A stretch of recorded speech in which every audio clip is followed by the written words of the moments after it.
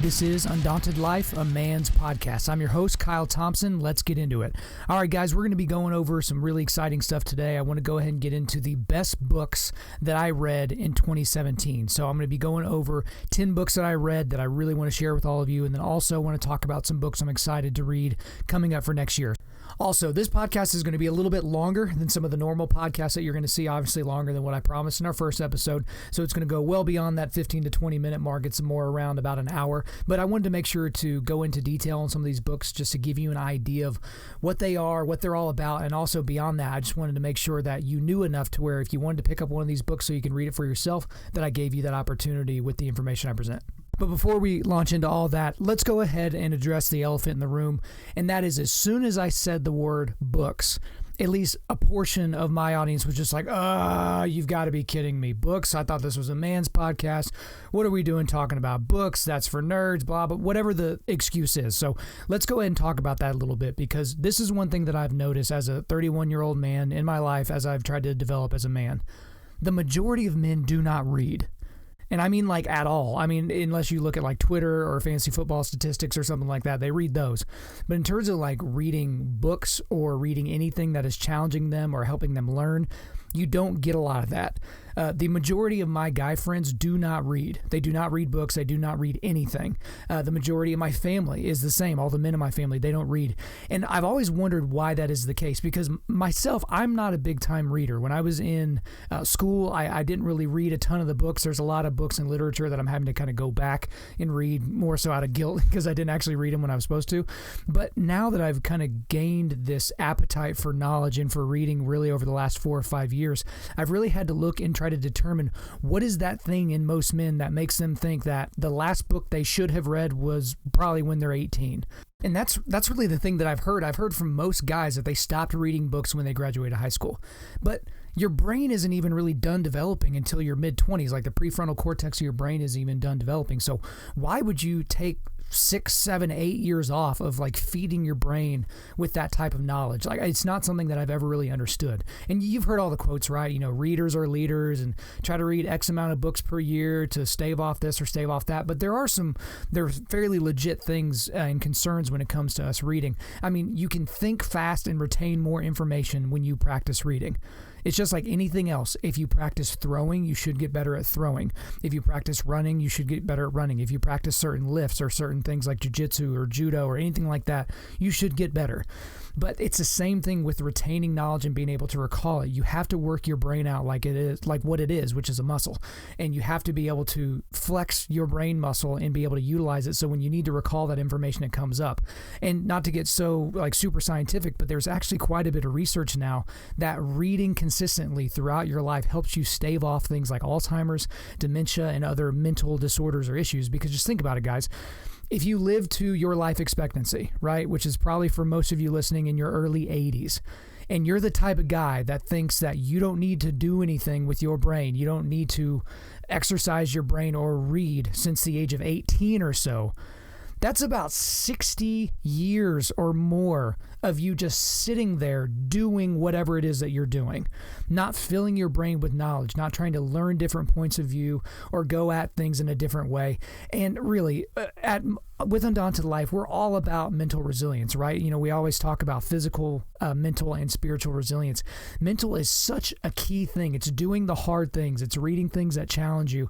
And so hopefully that gave some of you a little bit of inspiration as to the fact that, man, maybe you should read. You should pick up some books next year. Don't set yourself a crazy goal like trying to read 100 books, but read something. Try to push your brain in a certain area. So I want to go ahead and talk about the 10 best books, or it's 10 books that I want to highlight that I read from 2017. So just a few little housekeeping things. These were not all books that were released in 2017. Some of them were released in 2017 and I read them in the year that they were released.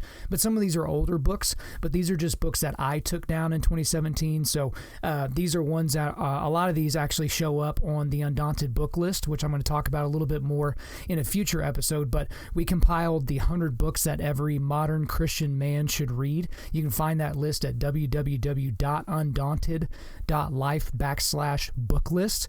And whenever I was thinking about how I wanted to break down this book list, I mean, everyone kind of does their top 10 and, they're not in any particular order, or they count down from 10 to 1 or whatever it is that they end up doing. So as I was looking at the books that I read this year and the ones that I really enjoyed the most, they were all different, and they all appealed to me in different ways. And so I was looking at them in terms of thematics, like thematically, how did they affect me in my brain, as opposed to, okay, I'm going to try to rank these from 10 to 1 or that sort of thing. So each one of these 10 that I'm about to present to you are appealing to me in a certain way. And so I want to be able to go into those, in terms of the type of theme and the way that it affected me directly. So we're going to go ahead and get into the first book right now. And this book is the most informative book that I read in 2017. And that is No God But One, Allah or Jesus, written by Nabil Qureshi. That's actually the late Nabil Qureshi. So if you've been following Nabil for any time now, he actually wrote the book Seeking Allah, Finding Jesus. So this was a guy who grew up as a Muslim, was a Muslim his entire life. It was ingrained into his personality.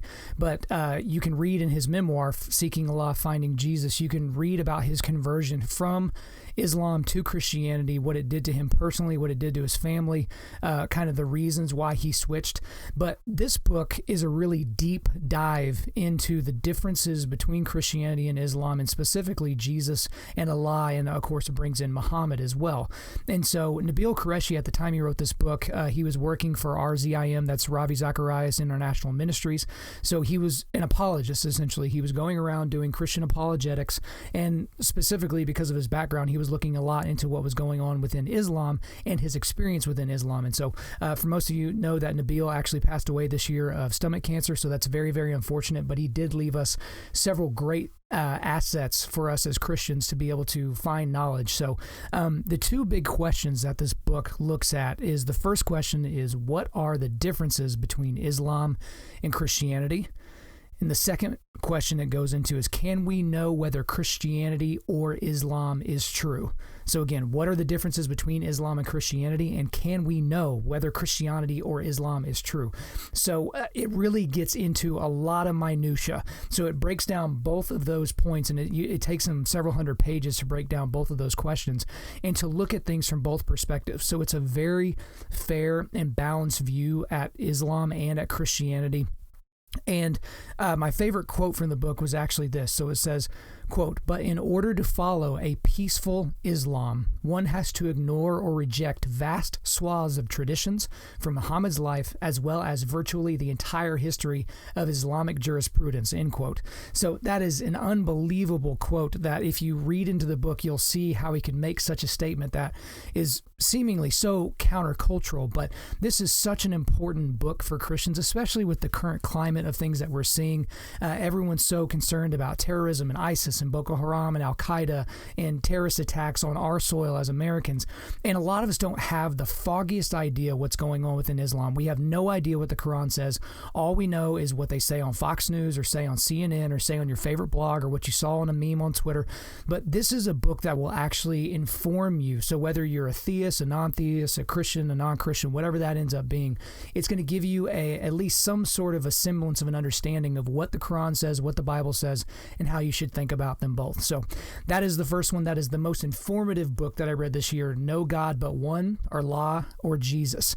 So I'm going to move on to the most humbling book that I read this year. And this book was Tried by Fire, which was written by William J. Bennett. So this is the story really of the first 1,000 years of the Christian church. And so obviously a lot is made in the New Testament of the first century Christians and what they've done for us and what they were able to do during that period and the things that they went through. But this book goes into a ton of detail about a lot of the things that happened in the early church, a lot of characters that you've heard of, and a lot of people that you haven't heard of. And so why this is the most humbling book I read this year is because it really told me explicitly what my forefathers went through for the sake of Christ. Because we as modern day Christians, even as Christian men, we complain about some of the dumbest crap that you would ever imagine when it comes to, oh my gosh, I'm being oppressed. Like, people post a scripture on Facebook or Instagram and they don't get very many likes. Maybe they get a couple of sarcastic comments, and it's just like, oh my gosh, I'm so oppressed. I just can't believe what it's like to be a Christian in 2017 in America. It's just like, really? Like, I don't even understand, because one of the biggest reasons why I read this book in particular is it went into graphic detail about some of the martyrs that took place within the church at this time. And so my favorite quote was, it was describing the martyrdom of Saturnius. So here's the quote. Saturnius, the bishop of Toulouse in Spain, had his feet tied to the rear legs of a bull who had been marched to the top of a very high temple staircase. The bull was then whipped, and it rushed down the staircase with Saturnius in tow, smashing his head to pieces, unquote. Okay, so let's think about our modern day problems and the things that we always complain about as Christians, like, oh my gosh, people don't think I'm smart anymore, or they think I'm so antiquated and old because I'm a Christian, or whatever the thing they're complaining about today is. And let's just think about this guy. This guy was killed by being drugged by a bull. I mean, we've all fallen down some stairs or tripped and fallen, and things like that have happened in our lives before. But this is something completely different. There were stories in there of people being boiled alive, people that were initially fed to a leopard and then afterwards fed to a bear. There was a story of a guy who was ripped in half because one leg was tied to a horse, another leg was tied to another horse, and the people made the horses run in opposite directions. So this is the most humbling book I read this year, because it just lets me know that as a Christian in modern day Western society, the things that I will complain about because of the sake of what I'm suffering for the church pale in comparison to the people that lived 1,000 or 2,000 years ago and what they went through. And the other thing about it is almost all these people went to their deaths without, they weren't drugged to their deaths, I guess is the best way to say it. They were not taken there kicking and screaming, saying, no, I was kidding. I don't believe in this Jesus guy. It's just a wizard. I don't really understand what's going on. None of that happened. Most of these people walked calmly to their deaths, or they were singing hymns. So really, really incredible book. It is very, very dense. So it's not a particularly easy read, but it is definitely a beneficial read for you. All right. The most humbling book I read this year, Tried by Fire, William Bennett. So we're going to move on to the most interesting book that I read this year. And this was one that probably a lot of you have already read that I unfortunately just got to this year, but is On Combat. And that's by Lieutenant Colonel Dave Grossman and Jorn Christensen.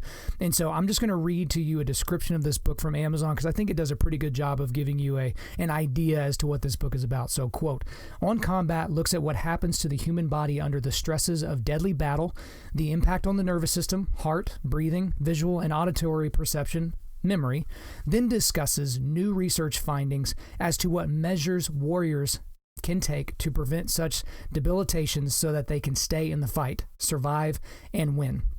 A brief but insightful look at history shows the evolution of combat, the development of the physical and psychological leverage that enables humans to kill other humans, followed by an objective examination of domestic violence in America. The authors reveal the nature of the warrior, brave men and women who train their minds and bodies to go to that place from which others flee, unquote. So this is the book where he introduces the concept that most of us are familiar with now, which is the sheep, the wolf, and the sheepdog. And so we've heard that in different movies. If you saw American Sniper, that was talked about in that movie there at the beginning when you have the scene with the father and the mother at the table with the two kiddos, and one of the kiddos was beat up that day at school, and his older brother kind of came to his aid. And that's where some people were introduced to the idea of the sheep, the wolf, and the sheepdog. But this book really goes into detail and describes what that means. And so my favorite quote from this book, it's actually two separate quotes. They're separated by about 80 or 90 pages, but they go right in line with one another, so I'm just going to read them in one fell swoop, just to kind of give you a sense as to why this book appealed so much to me and would to you as well. So here's the quote. If you want to be a sheep, then you can be a sheep, and that is okay, but you must understand the price you pay. When the wolf comes, you and your loved ones are going to die if there is not a sheepdog there to protect you. If you want to be a wolf, you can be one, but the sheepdogs are going to hunt you down, and you will never have rest, safety, trust, or love. But if you want to be a sheepdog and walk in the warrior's path, then you must make a conscious and moral decision every day to dedicate, equip, and prepare yourself to thrive in that toxic, corrosive moment when the wolf comes knocking at the door. That is why the sheep are destroyed by combat. The sheepdog, who expects the wolf and is prepared for it, thrives in the combat environment. The fog of uncertainty will dissipate when you are mentally prepared and accept the fact that on any given day there are bad people in the world who are able and willing to hurt you. This does not mean that the sheepdog's job is easy. It simply means that he can exist in a realm that destroys the sheep. Even the sheepdog must learn to live and manage stress, unquote. So it was an unbelievably interesting book. It takes a really deep dive into what happens within the body whenever somebody is in a certain situation. So it talks about how a lot of guys, when they first come into contact, whether they're a military person or a police officer, a lot of these guys actually defecate in their pants. They crap their pants because their bodies are not prepared for what is happening. So it's having to take a lot of what's going on internally and focus it in a different direction. So the most interesting book I read this year on combat. All right, now we're going to move on to the most challenging book that I read this year, which is How Pornography Harms by Dr. John Fobert. So Dr. John Fobert is actually a guy who lives in my town in Edmond, Oklahoma. And he took a super deep dive into how pornography harms the brain, because most of the books that you've read on pornography, or if you go to a church, one in a million churches where the pastor actually talks about it, you normally get a lot of the moral arguments against pornography about, the things that it actually does. It destroys women, it destroys men, it just destroys lives. It really entangles a lot of people. But this guy he went into a lot of those areas, but the stuff that was most interesting to me and most challenging was the stuff that pornography does to your brain. It can literally rewire the neural pathways within your brain as it pertains to pleasure. So everyone's heard of dopamine. You get a dopamine release if you use, some sort of illicit drug. But the same thing happens whenever you eat a piece of candy or you watch a movie or something like that. You get these shots of dopamine. And so when you're looking at pornography, your brain is actually releasing dopamine, and you're constantly needing a different fix, because that's exactly what pornography is. It starts with Playboys and ends up with rape porn. I mean, you can see direct linkages to something like that. Like, that is not a hyperbole for me to say something like that. So in this book, he interviews a bunch of people that have been affected by pornography directly or indirectly. He gets into interviews with people that have been arrested for sexual assaults, and they can really link back their sexual assault to them starting looking at porn years and years prior to that. And he looks at a lot of things, but in terms of the link between pornography and sexual assault, how that manifests itself in a lot of people, the link between pornography and erectile dysfunction, the stats that he releases in this book about erectile dysfunction, like in our parents' age or in our grandparents' age compared to today, it is absolutely insane. And it goes right in line with what we've seen in terms of the rise of pornography and the ubiquitous nature of pornographic material. So the most important quote, because I can't call this my favorite quote because it's so freaking ridiculous, and if this doesn't make you just buck up with righteous anger, then I really don't know what's wrong with you. You should probably just turn off this podcast and find something else. But here's the most important quote that I read from this book, and here it is, quote, "Worldwide pornography revenues from a variety of sources total approximately $100 billion annually. Child pornography is $20 billion of that, bringing in 20% of the revenue to the pornography industry. As with most any business, the pornography industry has a vested interest in keeping 20% of its income intact. Research on male pornography users has found that 21% view child pornography as part of what they consume. These men are more likely than other men to be frequent viewers of pornography and to report that they enjoy new and exciting experiences. Not surprisingly, child pornography viewers are more likely than other pornography viewers to be interested in engaging in sexual behavior with an underage person. Relatedly, when the sexual interests of child pornography offenders are assessed, they show more sexual arousal to children than to adults." End quote. All right, guys. So obviously this book does not pull punches. It really gets into the nitty gritty. And again, some of these statistics are a little bit older, but you can just assume that these numbers are going up. There are no trends that suggest that pornography use and abuse are going down, or sexual assault and sexual abuse. And this is where we really have to have real talk about porn. And we're going to do a future episode specifically about pornography. But as a guy who has, struggled on and off with pornography since I was in my teen years, and something that I've really gotten tremendous levels of health in this area over the past 7 or 8 years or so. This is something that if you read this book and continue looking at pornography, what it proves is that you are legitimately a moron, one, or you are legitimately entangled so bad that you can't even see it and you need to get help to get out. You cannot ignore the things that you see in this book. You just cannot read something about child pornography and think, oh, that's okay, I'll never do that. You just can't do it. So that is why I put this down as the most challenging book that I read for this year. Again, most challenging is How Pornography Harms. So now I'm going to go to the most significant book that I read this year, kind of shifting gears a little bit here, but the most significant book that I read this year was The Meaning of Marriage by Tim Keller. So if any of y'all know me personally, you know I'm a huge advocate of Tim Keller's. I just love the work that he does. He's been compared to C.S. Lewis. He's actually been called the modern day C.S. Lewis, which I just don't know that you could get a bigger compliment if you're a modern day theologian or pastor. But this is simply the best book that I've ever read on marriage, and there's really not a close second. So my wife and I are coming on 9 years of marriage, and so did a lot of reading on marriage before we got married, have done quite a bit of reading since we've got married on marriage. And there's been a lot of great things that I've read. There's been a lot of great studies that I've gone through, and I'll talk about some more of those on future podcasts. But in terms of a book from beginning to end just being the best book on marriage, this one is just incredible. So this book is broken down into 8 different sections, and so those sections are as follows. Number 1, the secret of marriage. Number 2, the power of marriage. Number 3, the essence of marriage. Number 4, the mission of marriage.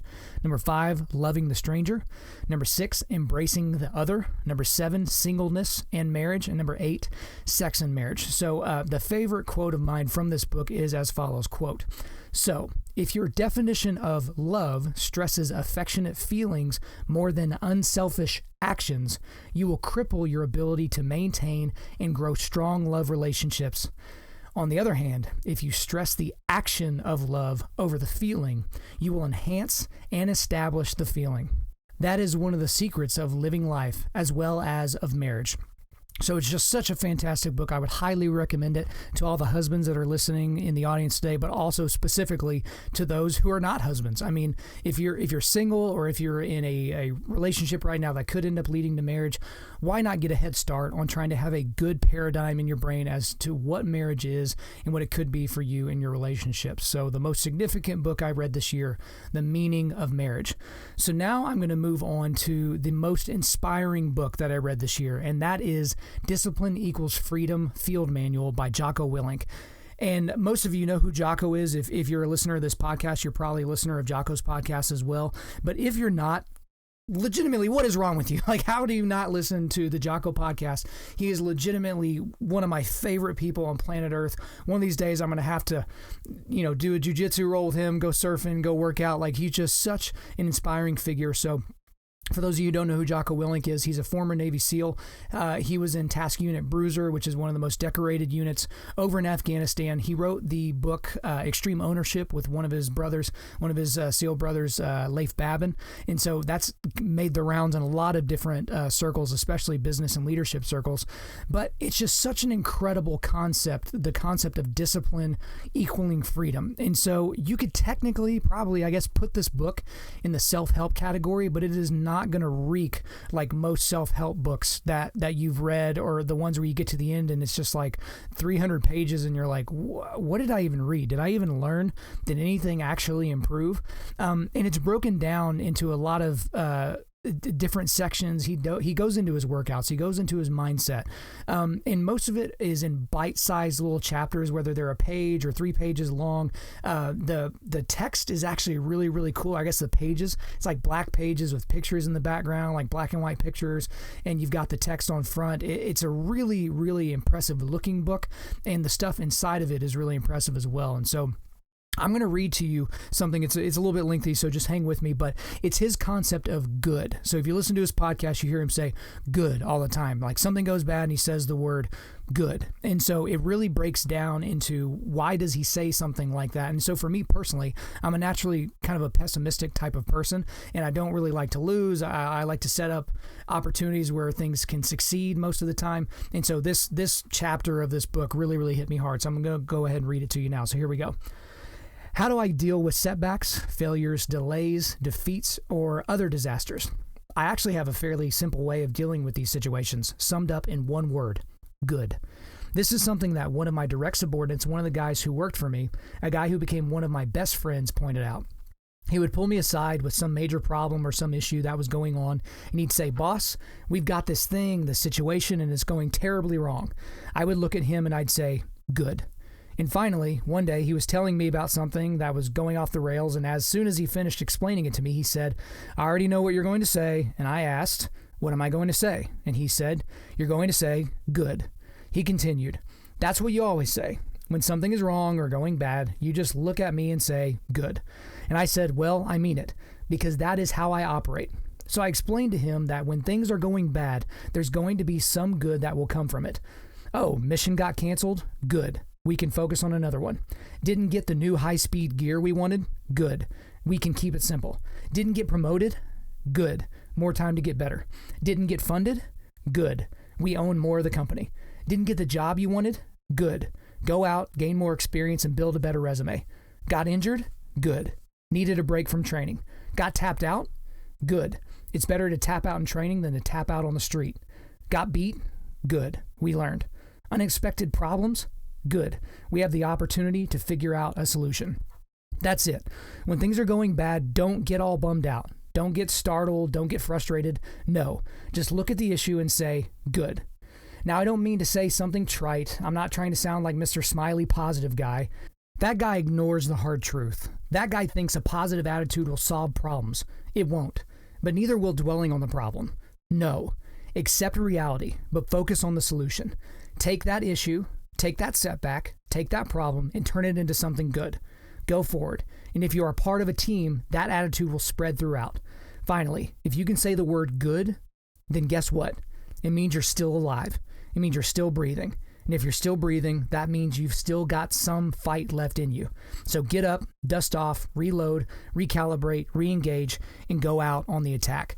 So obviously that type of tone and tenor is something that Jocko brings all the time. He brings that in his podcast. He brings it on the books that he writes, even the kids' books that he writes. So that is something that I think is incredible. It's like truly, truly inspiring. So that is why I put that as the most inspiring book that I read this year, Discipline Equals Freedom Field Manual.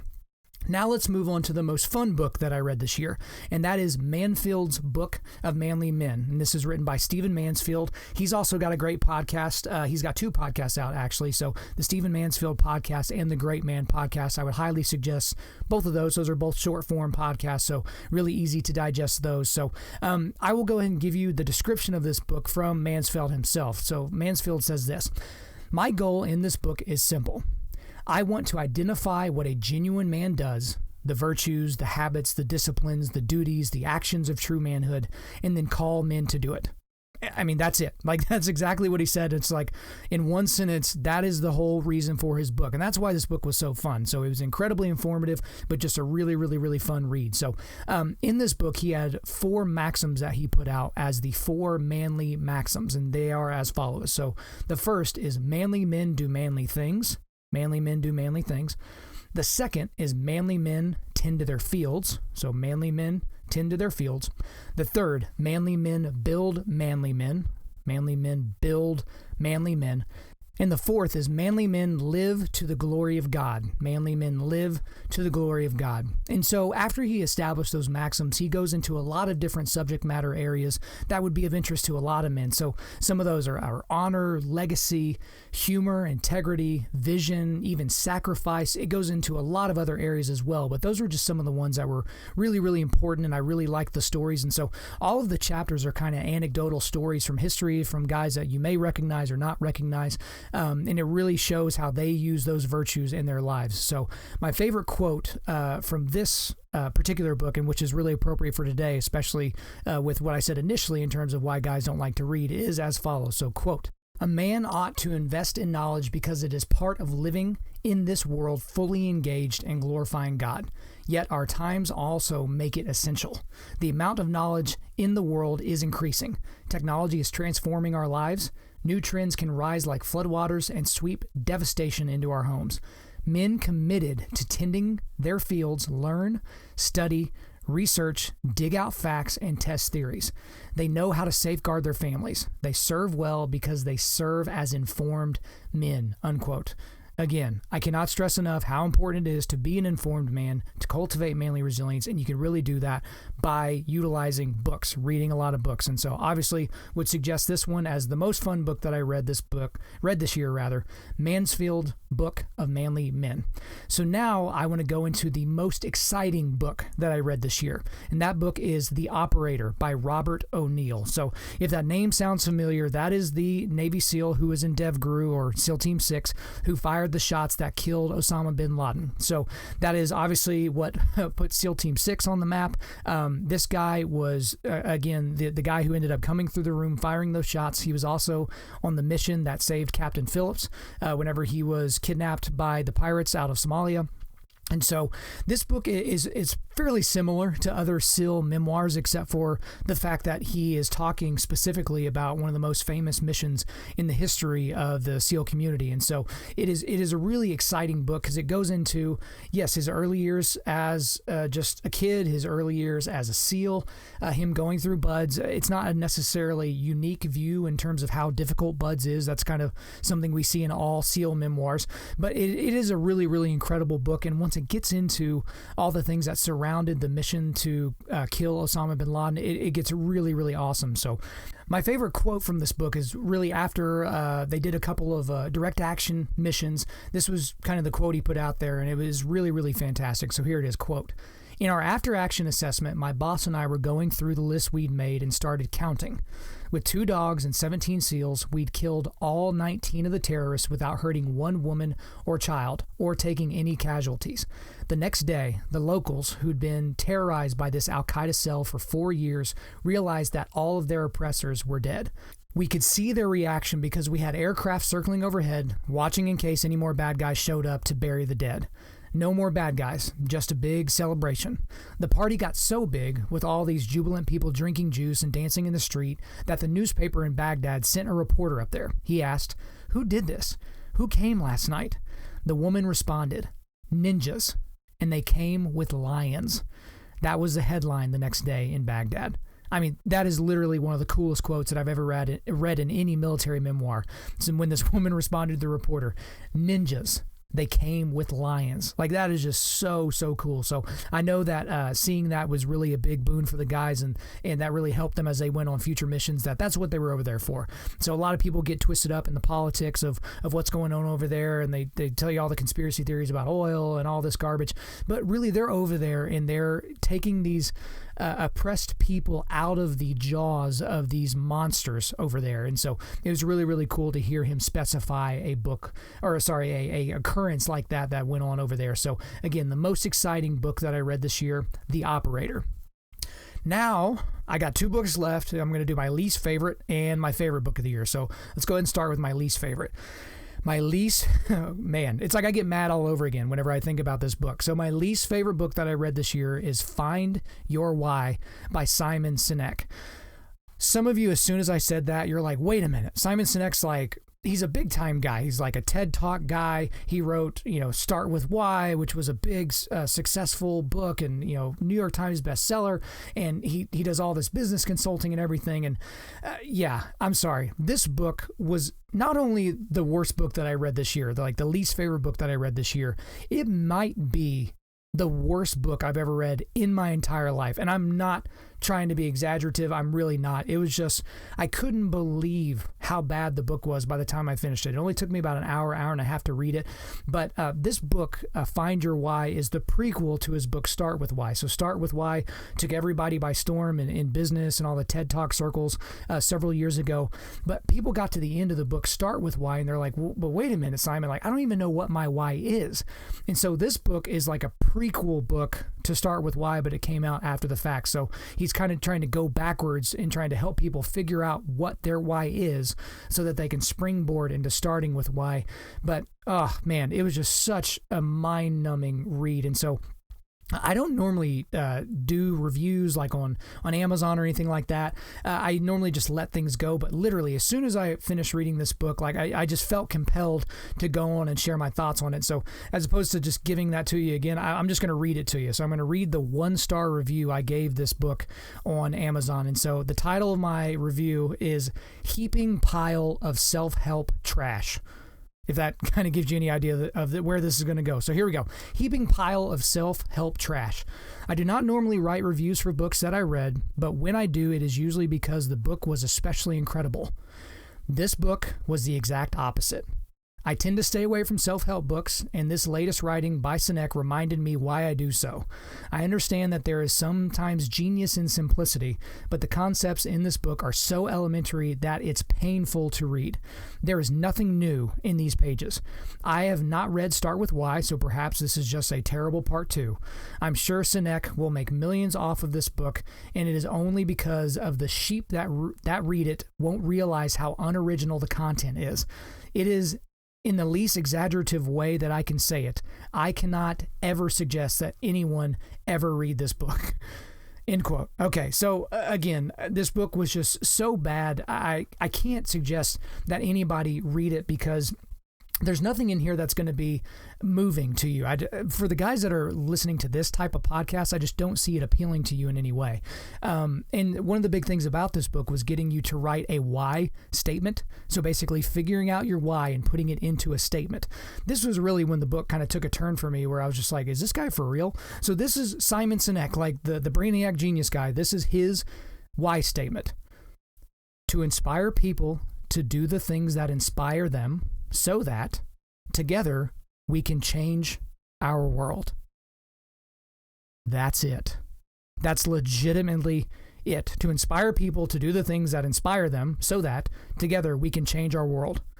Like legitimately the least specific thing that you could possibly say. Like you could have said anything else and it may have been more specific than that. Like, what do you mean by inspire people? How are you going to inspire them? What do you mean by together? Do you mean you and all the people in your family, you and all the people on the planet, so we can change our world? What do you mean by change the world? Change it negatively, positively? I'm assuming positively, but it was just from that point that I saw his statement, which was literally like in the first third of the book, it was just a nosedive from that point. So again, if someone gets this for you at work, which is how it happened with me, my boss who I love, like that's my boy, he gave that to me and it was just kind of like, hey, man. And I was honest with him afterwards. I told him I didn't enjoy it and why.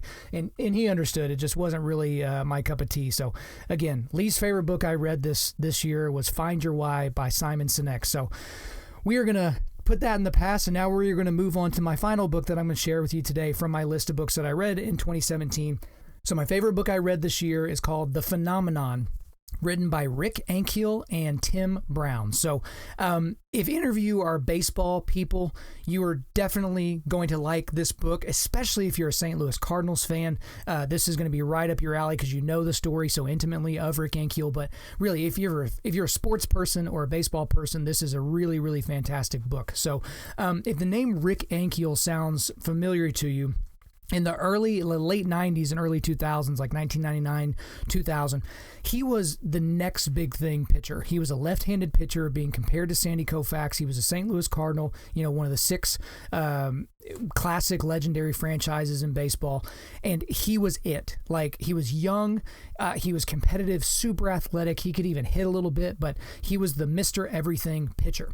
But really, it all started to fall apart for him almost immediately after he got to the majors. And it really fell apart for him in the 2000 postseason in Game 1 of the National League Division Series. So at the time, the Cardinals' regular ace pitcher, Darryl Kyle, who has since passed away, but he was supposed to go in Game 1, but he was dealing with some ailments. So this young kid, was going to start Game 1 of the National League Division Series against Greg Maddux and the Braves. So, and this was like Greg Maddux when he was in the middle of being like the nutty professor Greg Maddux, like insane, can't hit this guy, throwing like 80 pitch, complete games. But the reason why most people remember who Rick Ankiel is because of what happened in that game. First couple innings went fine, but in the third inning of that game, he could not only not find the strike zone, he couldn't find the catcher. I think in the third inning of that game, he threw 5 pass balls. And these were not, curve balls or hard sliders in the dirt that just kind of skipped away from the catcher. These were balls that sailed so far over the catcher's head, like they just hit the backstop on a line. And really from that point forward, things did not improve. He ended up over the next couple of years trying to figure out what was going on, seeing psychologists, seeing different people to try to figure out what the ailment was. Maybe it was a mechanical issue, but he never figured it out. Some people call it the yips. So it's like you could do something, but you can't anymore. It's affected a lot of players, especially in baseball over the years.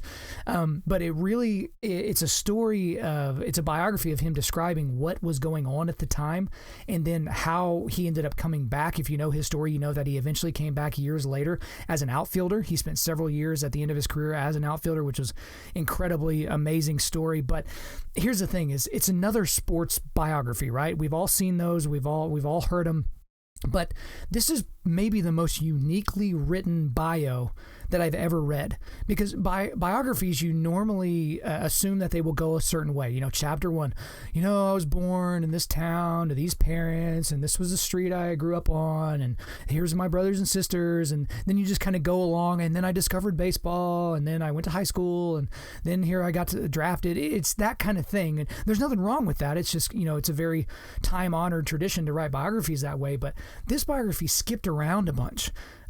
It skipped around, but it wasn't in a way that was confusing. It wasn't like a Stephen King book, but it just skipped around in a way where you were understanding what was happening to him in real time, but then understanding how it attached to things that happened early in his life. It's kind of hard to describe, but really, really fantastic read. I just really enjoyed reading through this book. And again, just the most unique take that I've seen on a biography in a long time. So here's actually my favorite quote from this book, which will give you a little bit of insight into how I'm saying it's written a little bit differently, because you can tell this is just kind of stream of consciousness. So this is, modern day Rick Ankiel just kind of describing what was going on with him. So here's the quote, "Clinically, I believe what happened is this: I don't know. And neither does anyone else. They can tell you they do, they don't. They can guess, doesn't mean it's true. One moment I was a pitcher, the next I was a patient, a project, a cautionary tale, a lab rat, a fairly miserable human being. I was, quite suddenly, my father's son, a casualty of the game, of a broken family, of a heartless world, of all the stuff that may or may not have been swirling around in my head. I drew back my arm, and it was the last time I wouldn't think about it. With a single throw, I joined the list. Steve Blass, Chuck Knobloch, Mark Wohlers, Steve Sachs, Mackie Sasser, on and on. Rick Ankiel. Ready? It's an anxiety disorder. No, it's misplaced focus. Unless it's plain old performance anxiety, which I suppose is something very close to choking, except nobody likes that word. Your brain quit on you. Unless, and this was something to think about, your brain knew best, and it really was protecting you. You don't want to throw this pitch. It's not going to end well, so I won't let you throw it. It's a neurological disorder. Narrower? How about focal dystonia, in which one's muscles contract involuntarily? Broader? The old-time golfers called it the yips. Older time than that? Whiskey fingers. Yes, it's neurological. Unless it's psychological, or physical, or all of it, all balled up into one large sob. Damn, man, just pick up the ball and throw it. Johnny Miller, the golfer, once told Golf Digest in a moment of vulnerability, "I have a wire corroded in my head. It's an organic disease of the brain. Except it's never shown up in an autopsy. It's learned, unlearned, and learned again. It's visible in life, invisible in death, and I don't know after that. It's ball players, archers, piano players, darts players, free throw shooters, cricket bowlers, putters, quarterbacks, and even writers. It's not physical, it's mental. It's a small seizure. It's a medium seizure. That sound physical. It's not a seizure at all. It's a spark of fear, of humiliation, of regret before the fact. That sounds mental. It's genetic. They think it could be genetic. You know what it's not? Genetic, I'm guessing." End quote. again, that's kind of a frantic sentence there, but that really goes into what was going on in this guy's brain. And so it goes into how he was trying to self-medicate and he would drink a lot and just the things that were going on in his life, how it attached to the things that were going on early in his childhood with his father. Just a lot of really, really crazy stuff. So one of the best biographies that I've ever read by far. Great baseball book. Again, my favorite book that I read this year, The Phenomenon. So those are the 10 books that I read this year that I really enjoyed. I obviously read more than that, but those are the ones that I thought all of you would enjoy hearing about. So give me your feedback on those. Let me know if you've read some of those, what you thought of them. And then also share with me books that you read this year that were not on that list that you think would be good for me to read. Obviously, I mentioned the book list earlier. That's something that we are going to be updating from time to time. So that book is not, or that list rather, is not just a list that's just going to stay there like that. We're going to be putting books on and taking books off. So please let me know what books that you read this year. But before I let you go, I am going to describe to you the top 10 books that I'm most looking forward to reading in 2018. So I'll go through this actually rather quickly. I'm not going to really go too far into each one of these books, but these are 10 books that are on my reading list that I'm ready to get after and read next year. So I want to see if any of you have read those. Be sure to let me know if you have, but I'm just going to go through these real quick. So here's the 10 books that I'm looking forward to reading in 2018. Most of these have not been, some of these books are obviously older, some have not been released yet, so just wanted to make that one quick point. So the first is When Violence is the Answer by Tim Larkin. So that's kind of self-explanatory. When Violence is the Answer. The second is The 12 Rules for Life by Jordan B. Peterson. Jordan Peterson is obviously, he was that professor up at the University of Toronto that was refusing to say all these, crazy different pronouns to describe different genders, and since then has gone on to do quite a bit of different things. He's been on Joe Rogan's podcast, been on Jocko Willing's podcast. Just really, really interesting guy, psychologist, clinical psychologist. So that's his book that he's going to be releasing in January of 2018. The other book, or another book that I want to read next year, is The Gulag Archipelago by Alexander Solzhenitsyn. So this is actually a book that Jordan Peterson has suggested that every American should read. And so Amazon actually describes the book like this. So drawing on his own experiences before, during, and after his 11 years of incarceration and exile, on evidence provided by more than 200 fellow prisoners, and on Soviet archives, Solzhenitsyn reveals with torrential narrative and dramatic power the entire apparatus of Soviet repression, the state within the state that once ruled all powerfully with its creation by Lenin in 1918. So that sounds like a nice, easy read, doesn't it? All right, that's another one I want to read. So another one after that is Understanding Gender Dysphoria by Mark A. Yarhouse. So again, as Christians, we can't really put our heads in the sand when there are really important cultural issues. We can't just be downstream of culture. We can't just go with culture. It's important for us as Christians to understand certain issues. Obviously, one of the most hot button issues right now is on transgenderism. And so we really need to have an understanding clinically of what gender dysphoria is and how it's manifesting itself in modern culture. Another book I want to read is The Rise of Theodore Roosevelt by Edmund Morris. Again, there's a ton of different biographies out there about Theodore Roosevelt. This one is seen by many as one of the best. It's the first in a 3-part series, so I want to take that down this year. The next is Ego is the Enemy by Ryan Holiday. Obviously, me doing jiu-jitsu now, you've heard a lot of people say in jiu-jitsu that ego is one of the biggest enemies of people in jiu-jitsu, so I'm very interested to take down this book. The next is 5 Proofs of the Existence of God by Edward, I think it's Fesser. So 5 Proofs of the Existence of God. This book was actually recommended on a different podcast I listened to, Ben Shapiro. He's a political commentator. So he's a he's Jewish.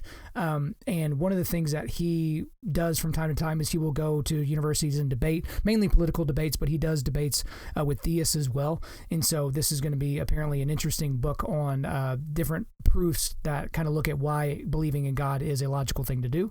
The next book is Endurance, Shackleton's Incredible Voyage by Alfred Lansing. So this is obviously a really old book that I'm sure a lot of you have read up to this point, but it just talks about the guy who went to Antarctica and went on this exploratory mission and kind of what it took for him and his crew to survive. The next book is Professor in the Cage, Why Men Fight and Why We Like to Watch by Jonathan Goschall. And so I'm really excited to read that one because obviously getting into jiu-jitsu and having been a fan of MMA for most of my life, that's going to be a really interesting thing because it's going to break down the psychological reasons for that. And the final book that I'm going to read next year, and I'm basically saying this more so that y'all can keep me accountable, but I am going to be reading The Odyssey by Homer. So I know a lot of you have read that before, but I have not taken down that book.